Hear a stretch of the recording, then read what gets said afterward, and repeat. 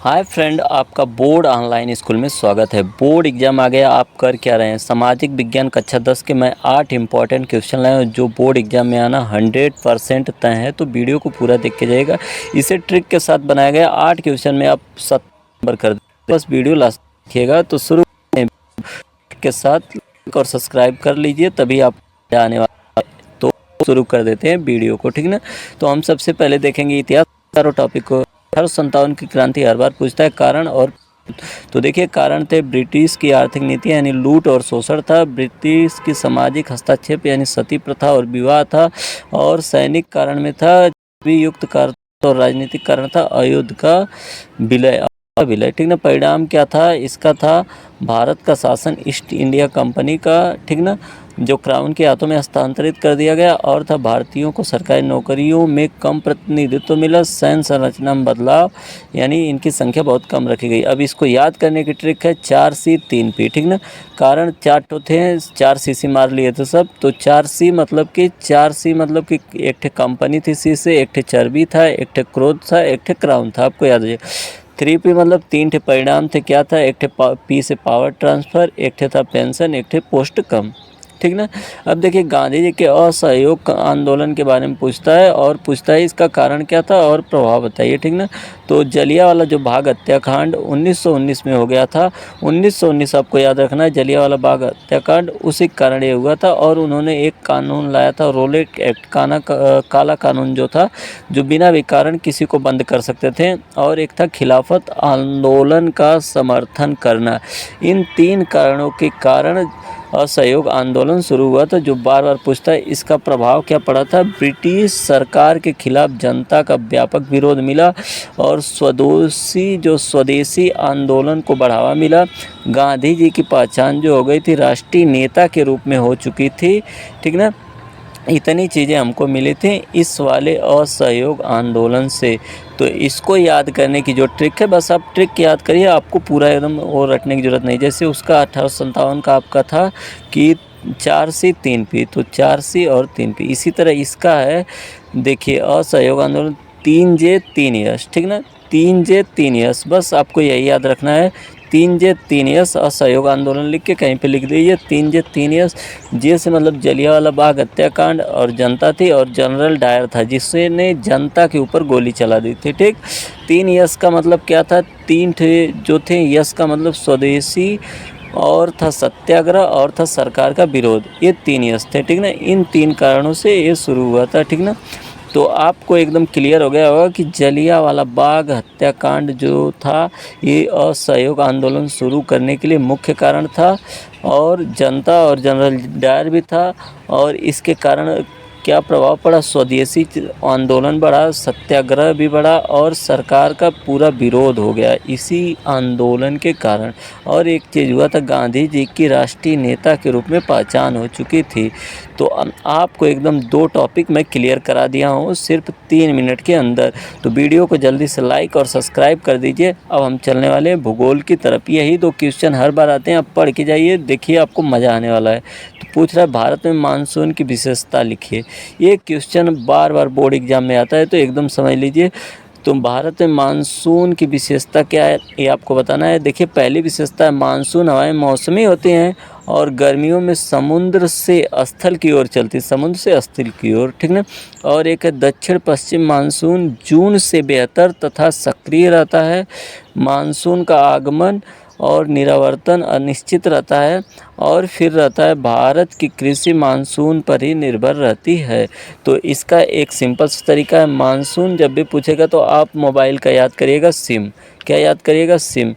Yes से हो गया सी टू लैंड, यानी सी मतलब समुद्र से, लैंड मतलब कि धरती की तरफ, ठीक ना। और फिर हो गया यानी समुद्र से धरती की ओर, ठीक। ये आपको याद हो गया होगा।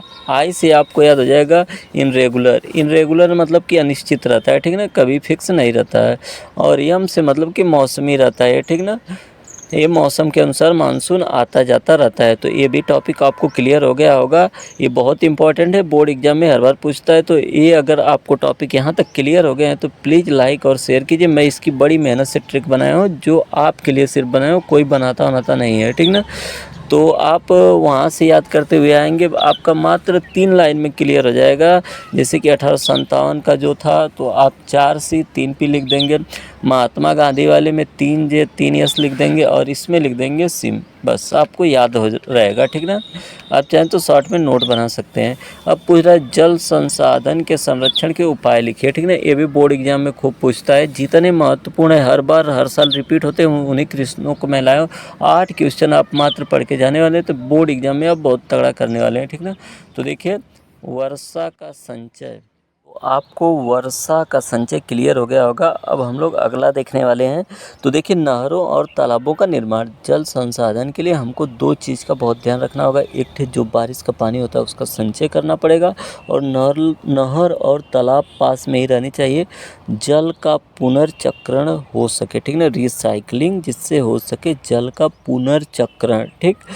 और फिर हमको एक और पता रहना चाहिए कि जल संरक्षण के लिए जागरूकता अभियान, ठीक ना, जगह जगह जागरूकता अभियान फैलाना पड़ेगा जल संरक्षण के लिए। देखते होंगे जल मिशन आपके गाँव में टंकी बन रही होगी, ठीक ना, ये जल संरक्षण मिशन के ही अंतर्गत है। तो आपको याद क्या रखना है, वर्षा के जल का संचय, नहर और तालाब का पानी, और जल का पुनर्चक्रण मतलब कि जल पूरा प्रोसेस हो जाए, मतलब कि बारिश हो फिर आके तालाब में भरे फिर ऊपर जाए, ये आपको रहना चाहिए। जल संरक्षण के लिए जागरूक करना कि मतलब लोग जल को बचाएं, ठीक। तो इसकी ट्रिक क्या है आपके सामने आ रही है, तब तक आप लाइक और सब्सक्राइब कर दीजिए। तो इसकी ट्रिक है RRR, RRR एक मूवी भी आई थी, ठीक ना, यानी रेन वाटर यानी वर्षा का पानी, आर मतलब रिसाइकलिंग मतलब दोबारा यूज कर सकें, और रिवर मतलब कि नदी से, ठीक ना। तो RRR से आपका क्लियर हो गया होगा क्या होता है। आर मतलब कि रेन वाटर मतलब वर्षा का पानी, और एक आर मतलब होता है रिसाइकलिंग मतलब कि जब इसका उपयोग हम कैसे करते हैं, दोबारा करते हैं तब की बात हो रही है, ठीक। और इसका एक यूज है, वो यूज क्या है मैं आपको बता रहा हूँ। इसका है रिवर यानी नदी के द्वारा जब हम पानी का उपयोग करते हैं तो इसे कहा जाता है रिवर एंड कैनल, लिखा होगा नहर इसके मिस होता है, ठीक ना। तो आप बस RRR याद रखिए। तो यहाँ तक यदि आपको टॉपिक क्लियर हो गए हो तो प्लीज़ वीडियो को लाइक सब्सक्राइब और शेयर करिए, ठीक ना। हम आगे बढ़ने वाले हैं, ऐसे ही हम आपके सामने सब लाइव क्लास में ला के डिस्कस कर देंगे। पूरा का पूरा आपका सामाजिक विज्ञान छप के आने वाला है, तो बिंदास हो जाइए एकदम, ठीक ना। हमारे चैनल को लाइक सब्सक्राइब कीजिए, हम बिल्कुल आपको बोर नहीं करने वाले हैं। तो आपके दिमाग में कुछ चीज़ें जो हो सकता है आप एक दिन पहले देखें या 1 घंटा पहले देखें, तब भी आपके दिमाग में कुछ चीज़ें रहेंगे जो आप बोर्ड एग्ज़ाम में लिख सकते हैं। अन्य चैनल की तरह नहीं कि बस फलाना ढिमकाना बता के हम आपका टाइम वेस्ट करें। हम कम समय में आपको बेहतरीन कंटेंट देंगे जो बोर्ड एग्ज़ाम में आते हैं। अब देखिए राजनीतिक विज्ञान से हम लोग पढ़ने वाले हैं, ठीक ना। तो 2 विषय हम पढ़ चुके हैं, 2 विषय और पढ़ेंगे 5 मिनट के अंदर। हमारी सब विषय एकदम इन्हीं सब के अंदर क्लियर हो जाएंगी। और यहाँ से तो आप समझ लीजिए, इस वीडियो को देख रहे हैं तो आप समझ लीजिए कि 20 30 40 50 नंबर तक भी पा सकते हैं सिर्फ इस वीडियो से, वो भी मात्र 13 मिनट की वीडियो है। तो आप समझ सकते हैं कि इस वीडियो का महत्व कितना ज़्यादा है। तो देखिए हमसे पूछ रहा है भारतीय संविधान की प्रमुख विशेषताएं क्या है। तो आप थोड़ा अपने जनरल माइंड से सोचिए कि संविधान के कारण क्या क्या विशेषता हो सकती हैं, अगर आपको बना के लिखने के लिए दे दिया जाए तो आप बोर्ड एग्ज़ाम पढ़ें तो कुछ आपके दिमाग में क्लिक होता ही होगा। तो और कहेगा इसका विस्तृत रूप से लिखने के लिए, मतलब यही प्रश्न आएगा इस टाइप से। तो आप कुछ भी पूछेगा भारतीय संविधान के बारे में तो आप एकदम बहुत ढंग से लिखेंगे। क्या लिखेंगे, पहला पॉइंट देखिए, हमारा जो संविधान है लिखित है और विस्तृत संविधान है। इसमें 12,442 पन्ने हैं, ठीक ना। ये मैं सिर्फ आपको जानकारी के लिए बता रहा हूँ, बस ये जानिए कि लिखित और विस्तृत है, एकदम बहुत मोटा है, ठीक। संघात्मक व्यवस्था है, मतलब कि राज्य और केंद्र मतलब दोनों काम करते हैं। राज्य जैसे है और एक केंद्र है तो दोनों कार्य करते हैं, मतलब एक ठे मुख्यमंत्री होता है, एक ठे प्रधानमंत्री होता है। मौलिक अधिकार लोगों के होते हैं, जैसे हमारा बोलने का अधिकार है, पढ़ने का लिखने का, सब ये मौलिक अधिकार होते हैं। न्यायपालिका की स्वतंत्रता यानी सभी लोगों को न्याय मिलता है। धर्मनिरपेक्षता यानी कोई किसी धर्म का आदमी रह सकता है यहाँ पे। ये सब बातें हैं, देखते होंगे आप, हिंदू मुस्लिम सिख ईसाई इस तरह के सभी लोग रहते हैं, ठीक ना। और सभी लोगों को रहने की फुल आज़ादी है, ठीक। तो इसकी हम आपके सामने जो ट्रिक ला रहे हैं वो बहुत ही अच्छी है, ठीक ना। तो VMND मतलब कि WFMND, ठीक ना, मतलब कि WFMND, ठीक ना। बस आपको ये याद रखना है WFMND। एफ डब्ल्यू मतलब कि रिटेन, एफ मतलब कि फेडरल, राइट मतलब कि राइट, जुडिशरी और सेकुलर। और अब देखिए मैं इसको क्लियर करते जा रहा हूँ।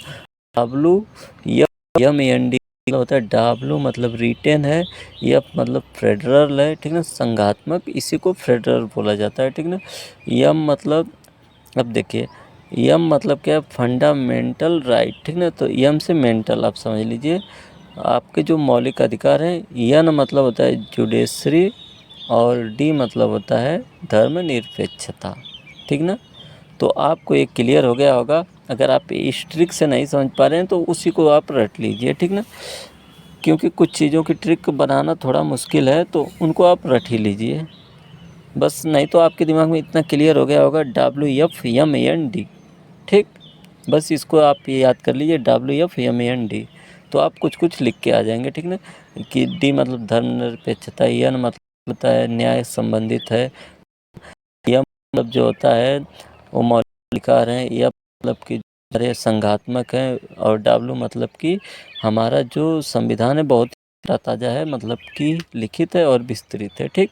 अब कह रहा है लोकतंत्र हमसे प्रश्न ये पूछ रहा है, तो लोकतंत्र की चुनौतियाँ बहुत सी होती हैं, तो उसमें से बड़ी चुनौती यही होती है गरीबी और असमानता, ठीक ना। देश में आप देखेंगे बहुत लोग गरीब और असमान रूप से धनी और अशिक्षित भी होंगे, तो वही कहता है गरीबी और असमानता, ठीक। दूसरा आपके सामने आ रहा होगा भ्रष्टाचार। हाँ, जैसे लोकतंत्र है तो सब अपने मन के माफिक भ्रष्टाचार करते हैं, और जात और प्राथमिकता, जात भी हुआ है और अलग अलग गुट में बटे हुए, तो उससे अधिकता का, और राजनीति का अपीकरण, ठीक ना, राजनीति तेज फैलती है, तो इसको याद करने का ट्रिक है PBCJ, ठीक ना। तो और फिर अगला हमारे सामने है अर्थशास्त्र। तो वैश्वीकरण का प्रभाव हमसे कहा है, तो वैश्वीकरण से क्या होता है, बहुउद्देशीय कंपनियों का विकास होता है, नए रोजगार मिलते हैं, सांस्कृतिक आदान प्रदान होता है। और देखिए सतत विकास हमसे कहा है, तो सतत विकास का क्या होता है, वर्तमान आवश्यकता अनुसार जरूरत वाली पीढ़ियों को उपलब्ध कराता है। इसका मुख्य लक्ष्य होता है गरीबी से मुक्त करना, स्वच्छ पानी और स्वच्छता, सस्ती और स्वच्छ ऊर्जा, जलवायु, ठीक ना, ये सब इसके कार्य होते हैं। तो आपको एकदम ये सब टॉपिक क्लियर हो गया है, तो प्लीज़ वीडियो को लाइक, शेयर और सब्सक्राइब करिए। हम अगले वीडियो में आपके लिए इससे भी बेहतरीन ट्रिक लेके आएंगे, और ये वीडियो आप 2-3 बार देख लीजिए, क्योंकि इस वीडियो से 20 या 30 नंबर आपका फिक्स है। तो प्लीज़ लाइक, शेयर, सब्सक्राइब करिए दोस्तों। जय हिंद, जय भारत। मिलते हैं अगले वीडियो में, तब तक के लिए आपका एग्जाम और आपका आने वाला समय बहुत ही बेहतर हो, इसी कामना के साथ हम इस वीडियो को समाप्त कर रहे हैं। यदि इसका नोट्स आपको चाहिए तो आप कमेंट कर दीजिए, नोट्स लिखकर हम आपके नंबर पे भेज देंगे, नहीं तो हम नीचे ग्रुप में टेलीग्राम का लिंक दे रहे हैं, वहाँ से भी जाके आप ज्वाइन करके हमसे हर चीज़ के विषय में पूछ सकते हैं। नीचे मैं हर चीज़ का इसका नोट्स भी दे दूंगा, ठीक ना। हर चीज़ को जाके आप आसानी से पढ़ सकते हैं और समझ भी सकते हैं। तो वीडियो पसंद आई तो लाइक, सब्सक्राइब